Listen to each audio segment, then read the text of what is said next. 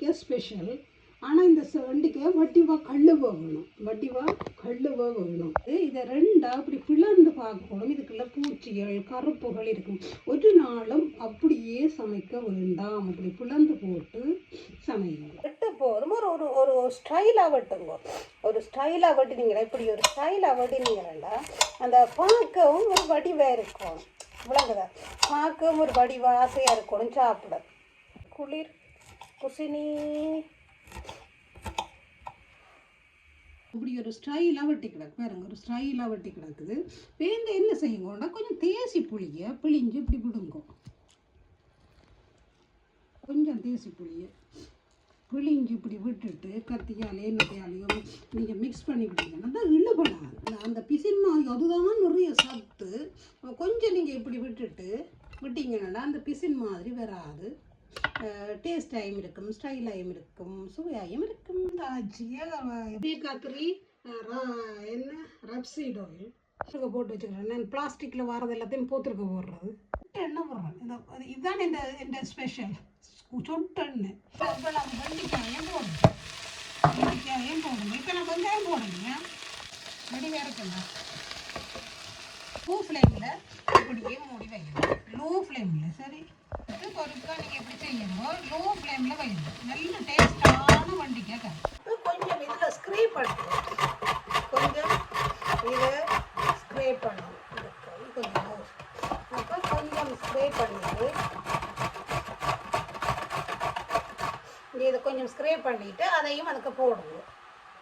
இந்த கார்டன் பெப்பரிக்கா பாருங்க, அவ்வளோ ஃப்ரெஷ். அப்படி something different. Garden UK garden chilli.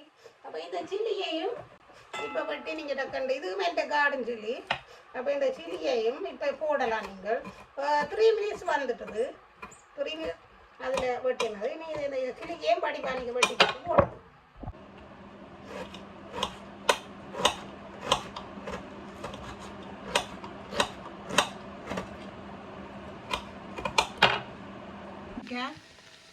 மற்றது வெங்காயம், பச்சை மிளகாய் எல்லாத்தையும் இப்போ போட்டுட்டு திருப்பி ஒரு 3 மினிட்ஸ் விடுங்க. இப்படி ஒரு கிண்டி போட்டு ஒரு 3 மினிட்ஸ் தான் போடுறேன். வெங்காயம் அதெல்லாம் இந்த சத்து எல்லாம் இருக்குது. இப்போ பெரியவங்களோட உள்ளியும் போட போகிறோம். ஒருக்கா கிண்டி போடுவோம். நான் 3 மினிட்ஸ் விட்டேன்னா இப்போ 3 மினிட்ஸ் இதெல்லாம் போட்டு கீரை இந்த இது இரண்டாவது அது நியூட்ரிஷன்ஸ் எல்லாம் ஆகக்கூடாது. Stay in the nutrition. That's why I am doing this way. இப்போ தான் உள்ளி கொஞ்சம் ஸ்டைலாக வெட்டி கிடக்கு. இப்போ தான் உள்ளிக்க போது திருப்பி இருக்க மூடிட்டு மஞ்சள் மிளகு போட்டுறாது. அவ்வளோ டேஸ்டாக இருக்குது. நான் ஒன்று முடியல ஒரு ட்ராப் பண்ண விட்டேன். நான் ட்ராப் பண்ணேன் பிங்க் சால்ட் மாதிரி அது stir it again. Then cover it. போடுறோம்.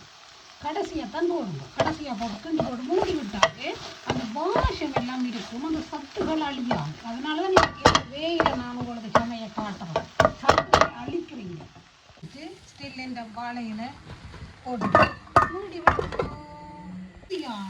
ஆரோக்கியமான 5 மினிட்ஸில் வெண்டிக்காய் வித்தியாசமான முறை. இல்லை அந்த வாழையில இந்த சத்துரங்க இந்திய காட்டி வந்தானே இஞ்சி பாருங்க. அரைவாசி அவிஞ்ச அப்புறம் தான் இதெல்லாம் போடுறது. இது இவ்வளோ தக்காளி பழம், பெப்ரிக்காய், மிளகாய் இதெல்லாம் இதுக்கு பிறகு தான் போடுறோம். நல்ல டேஸ்ட்டாக இருக்கும். ஆரோக்கியம் அதுதான். சத்துக்கள் எல்லாம் அழியாமல் இருக்கணும். அதுதான் ஸ்பெஷல். அதுதான் தேவை. போட போகிறோம். நல்லா இருக்கும். நல்ல சத்து. சுட்டியான நெல்லமும் இந்த ஸ்வீட் பொட்டேட்டோ இது கொண்டு போடும். என்னுடைய சும்மா காட்டுறேன். உங்களை காட்டியிருப்பேன்னு நினைக்கிறேன். ஒரு ரிமைண்டிங் இப்படி செய்யணும். திருப்பி சொல்கிறேன். இப்போ தான் ஸ்வீட் பொட்டேட்டோ போட்டேன். காவாசி அவிஞ்சிச்சு. சும்மா காட்டுற திருப்பியும் கொஞ்சம் தலை தான் மஷ்ரூம் போடப்போம். இப்போ போடல. காவாசி அவிஞ்சு விட்டது. நான் என்ன தண்ணி விட்டுட்டேன். நல்ல பொதிஞ்சு வந்த அப்புறம் தண்ணி விடுங்க. இப்போ மஷ்ரூமை போட்டு போட்டு இன்னும் 5-7 மினிட்ஸில் இறக்கலாம். இஞ்சி அது உள்ளி ஸ்பைசஸ் எல்லாம் போடுப்போம். இப்போ தான் போடுறோம். முதல் போடாதீங்க. இந்த இஞ்சியை உள்ளியை போட்டு சாகடிக்காதீங்க சத்துகளை. Please. The minerals, vitamins and the garlic, ginger, spices. Please at the end before 5 minutes.